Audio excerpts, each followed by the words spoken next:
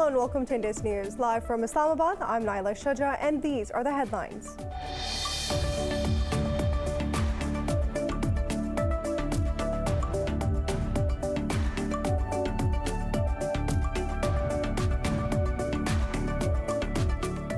Indian occupation forces have martyred 3 civilians in the Shopian district of occupied Kashmir. The youth were killed during a cordon and search operation in the Badigam area of the district.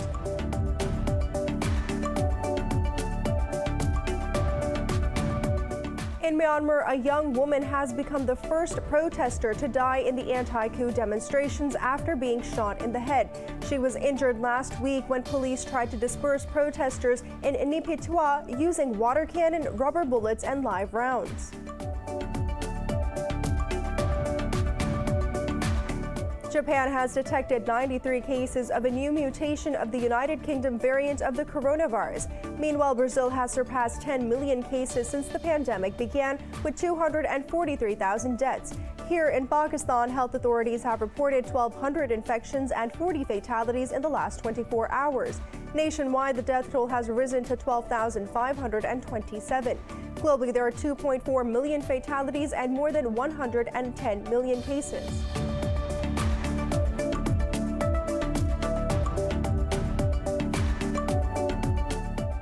NASA's science rover Perseverance has streaked through the Martian atmosphere and made a historic landing on the Red Planet. The lead guidance and operations specialist of the mission, Swati Mohan, confirmed the touchdown. The robotic vehicle sailed through space for nearly 7 months, covering 472 million kilometers before landing.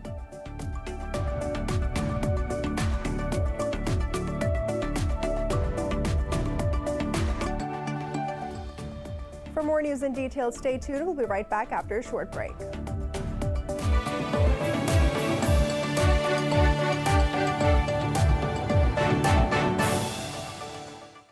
Welcome back.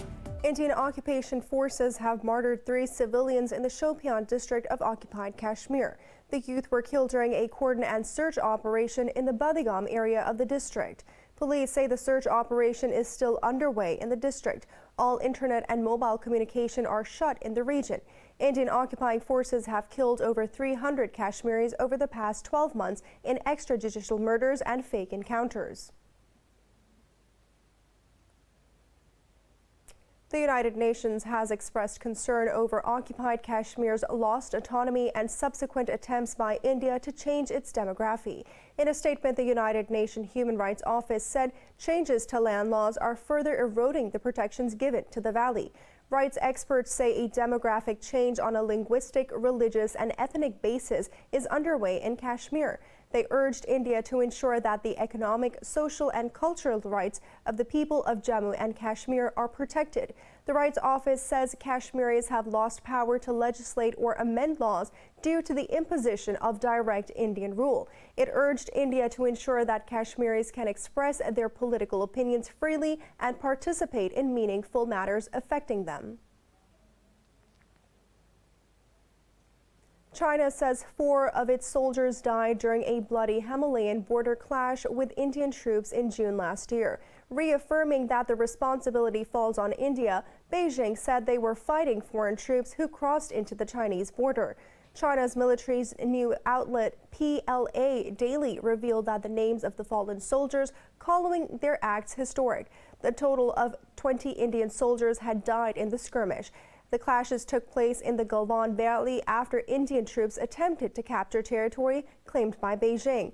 The conflict marked the worst border clash between the two countries in nearly 45 years.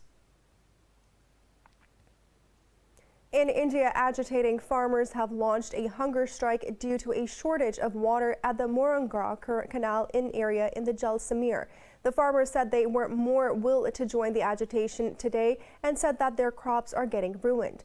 Meanwhile, farmer leader Rakesh Tyagit slammed the government, saying that the Narendra Modi government thought the movement will die down in 2 months. But he said it will only grow stronger and warned to take the protest to Kolkata beyond the national capital. Meanwhile, a hearing over climate activist Disha Ravi's plea has begun in the Delhi High Court. Over police leaks to the media, Ravi was arrested in connection with a toolkit shared online by Swedish climate activist Greta Thunberg. A young woman has become the first protester to die at the anti-coup demonstrations in Myanmar. Maya Kyang was hit by a bullet in protest in Naypyidaw last week. Meanwhile, opponents of the military coup have welcomed new sanctions from the United Kingdom and Canada on the ruling generals. A small group of protesters gathered outside the British Embassy in Yangon to express gratitude for the support. Protesters are set to take to the streets for what they will mark as the second week of daily demonstrations in the country. The Assistance Association for Political Prisoners said some 495 civilians have been arrested since the military takeover on the 1st of February. The United States has reaffirmed its strategic defense partnership with the Kingdom of Saudi Arabia. In a phone call, U.S. Defense Secretary Lloyd Austin discussed policy matters with the Saudi Crown Prince Mohammed bin Salman. In a statement, the Department of Defense said Austin reiterated the recent changes in the United States policy towards the Saudi-led coalition in Yemen. The statement read both leaders agreed on the importance of ending the war in Yemen. The two also discussed countering what they call Iran's destabilizing activities in the region. Earlier, foreign ministers of France, Germany, the United Kingdom, and the United States stressed the urgency of ending the war in Yemen. The United States says it is ready to negotiate with Iran about returning to the 2015 nuclear deal. In a statement, a state media department spokesperson said the United States will accept an European Union invitation for talks with Iran and 5 other countries. Kingdom and the United States held a virtual meeting for the second time to discuss Iran and other issues. In a joint statement, the participants expressed interest in ensuring that Iran never develops a nuclear weapon. The ministers affirmed their shared objective of Iran's return to full compliance with its commitments under the JCPOA. The E3 and the United States called on Iran not to take any additional steps, in particular, any limitations on IAEA verification activities. Responding to the statement, Iran's Foreign Minister Mohammad Javad Zarif said Washington should make the first move. In a tweet, Zarif said Iran's remedial measures are a response to the United States and European violations. He added that the 4 countries should remove the cause if they fear the effect. Japan has detected 93 cases of a new mutation of the UK variant of the coronavirus. Globally, there are 2.4 million fatalities and more than 110 million cases. More on the coronavirus in this report. Stronger and stronger new variants of the coronavirus discovered every few weeks are putting to test the planet's ability to fight and defeat the pandemic. The most recent of these is another mutant of the already more lethal UK variant. And after Pfizer, the Moderna vaccine has also shown weaker protection against the South African variant, with the antibody level reduced by as much as 6-fold. United States President Joe Biden will pledge $4 billion to the global COVAX program to encourage contributions from other governments. Down south, Brazil has passed 10 million cases, while a new variant threatens to further ravage the country as it runs out of vaccine doses. The delay in vaccinations also favors the development and circulation of COVID variants that could be more dangerous and which could be more dominant than the original virus through a selection mechanism for infections. Non-equitable distribution of vaccine continues to draw criticism. A report by anti-poverty campaigners say rich countries are said to have 1 billion more doses than they need, leaving poorer nations scrambling for leftover supplies. Meanwhile, in Europe, Ireland has extended restrictions as the dominant UK variant takes over the country. The new variants have been spreading into Spain too, with 7 cases of the South African, 3 of the Brazil, and a high percentage of the United Kingdom strain in all new cases. French authorities have also capped the number of public attending the summer festivals at 5,000. Meanwhile, Hungarian officials say China's Sinopharm vaccine is efficacious and safe. If we are evaluating a drug or a vaccine, we are evaluating 3 main things: quality, the efficacy, and the safety. What we can see here with the Chinese Sinopharm vaccine is that the quality documentation was okay. The phase 3 clinical trial, the interim report of the phase 3 clinical trial was absolutely satisfactory. I can say that yes, this vaccine is efficacious and a safe vaccine. Pfizer is now planning to test a booster shot version of its vaccine, specifically targeted for the highly contagious South African variant. While in Pakistan, COVID-19 has claimed another 40 lives in the past 24 hours. This has pushed the death toll to 12,527. The health ministry says over 1,200 tested positive for the virus overnight. The numbers of active COVID-19 cases in the country has dropped to 24,000. The ministry said 568,000 people contracted the virus so far, of which nearly 532,000 have recovered. It said just over 2,000 patients are being treated in the hospitals across the country. NASA's science rover Perseverance has through the Martian atmosphere and made a historic landing on the red planet. The lead guidance and operations specialist of the mission, Swati Mohan, confirmed the touchdown. In a tweet, the mission said that the spacecraft immediately sent back its first images of the landing site. The robotic vehicle sailed through space for nearly 7 months, covering 472 million kilometers before landing. Perseverance is NASA's 9th landing on Mars and the agency's 5th rover. It is the most advanced astrobiology laboratory sent to another planet in search for traces of ancient microbial life. In Somalia, a gunfight has broken out as the government forces and opposition supporters clashed in the capital city of Mogadishu. This comes after Somali forces sealed off the streets to prevent a protest over delayed elections. Meanwhile, Somalia's former president Hassan Sheikh Mahmoud said that the government forces attacked the hotel where he was staying. Earlier in a tweet, Mahmoud called on civilians to come out to join the protest in Binidir region. He said that the outgoing president is shedding the blood of citizens who are preparing for a peaceful protest to express their views. Somalia's Minister of Security, Hassan Ahund Jimli, accused the opposition of starting the fight. In a statement, Jimli said that the armed militia attacked government forces who repulsed and overpowered the militias. Algeria's president has dissolved the lower house of the parliament and called for early legislative elections.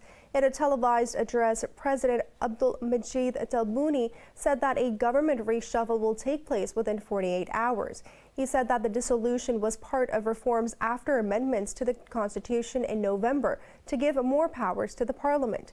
Tebboune said that the order to release of 60 detainees of a protest movement that forced his predecessor out of power in 2019.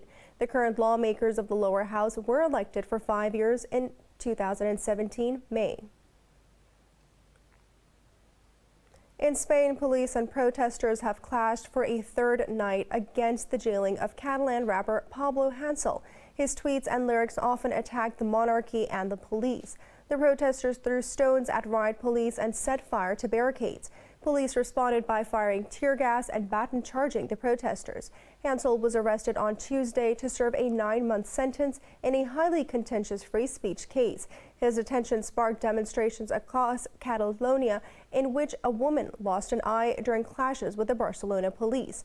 Over 50 people have been arrested across the country, with 55 injured, including 35 police officers.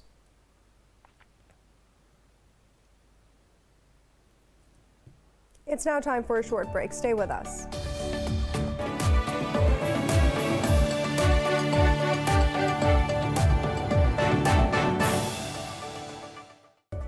Welcome back.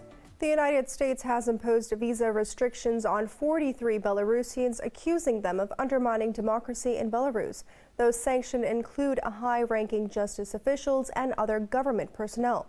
Secretary of State Antony Blinken said that the United States remains alarmed by President Alexander Lukashenko's crackdown on pro-democracy activists. In a statement, Blinken said Washington supports international efforts to independently probe electoral irregularities in Belarus. He said the human rights abuses surrounding the election and the crackdown that has followed should also be probed. The secretary said that the United States stands with the brave people of Belarus and supports their right to be free and have fair elections. This comes after a court in Belarus sentenced 2 local journalists to 2 years in prison for filming protests against Lukashenko. Malaysia's highest court has fined a news portal over comments posted by readers deemed offensive to the judiciary. The Attorney General filed an application to cite Malaysia Kini for contempt last year.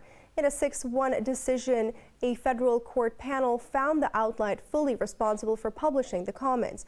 The fine was more than double the amount sought by the prosecutors, though the court cleared Editor-in-Chief Stephen Gan of any offense.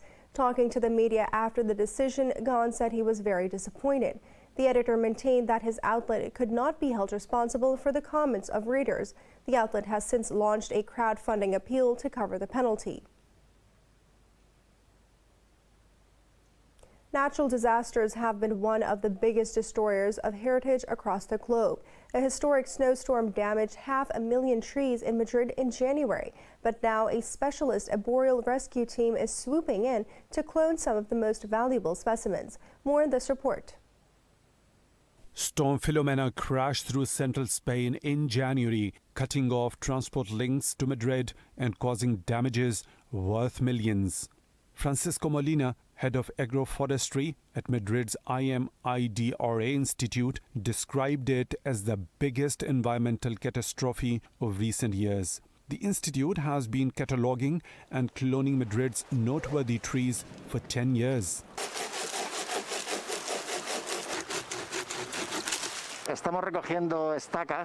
We are collecting stakes from the century-old oak that fell due to ecological disaster caused by Storm Filomena. We are collecting stakes to take them through a cloning process to get genetically identical offspring from the fallen tree. So far, IMIDRA has received requests from 30 local authorities to clone more than 100 species, including corks and home oaks. The evergreen oaks sustain the country's famed acorn-fed pigs, but their broad leaves make them vulnerable to heavy snow. Complicating the cloning effort, they are incapable of reproducing via a simple transplant.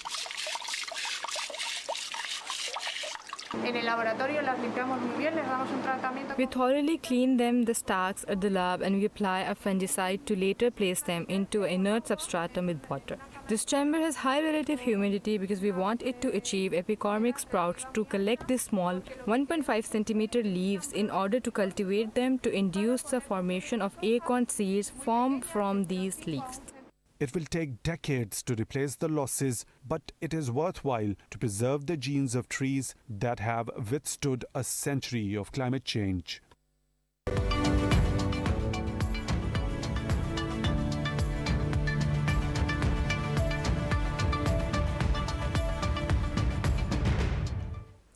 European markets have edged up as investors monitor rising bond yields, corporate earnings, and a key batch of economic data out of the Eurozone.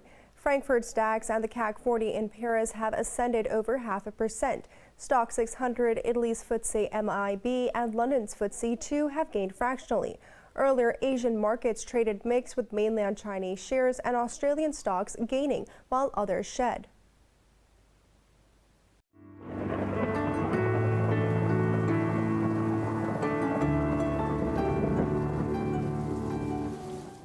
The United States state of Texas continues to grapple with the fallout of a winter storm that has paralyzed daily life. Texas Governor Greg Abbott says that the power plants are back online, but many households remain without power because of the downed supply lines. Some 2.7 million Texas households are without heat. Leaders warn of a domino effect on infrastructure as water supplies remain down. The weather has strained the ability of hospitals to treat COVID-19 patients and isolated vulnerable communities, which are cut off by frozen roads. White House Homeland Security Advisor Liz Sherwood Randall has called the storm a type of extreme weather event triggered by climate change. Amid the crisis, Senator Ted Cruz faced condemnation on social media for taking a vacation to sunny Mexico. Arriving back in Houston after the criticism, Cruz said his trip had been a mistake and was taken to please his daughters. It's now time to take a look at the weather around the world.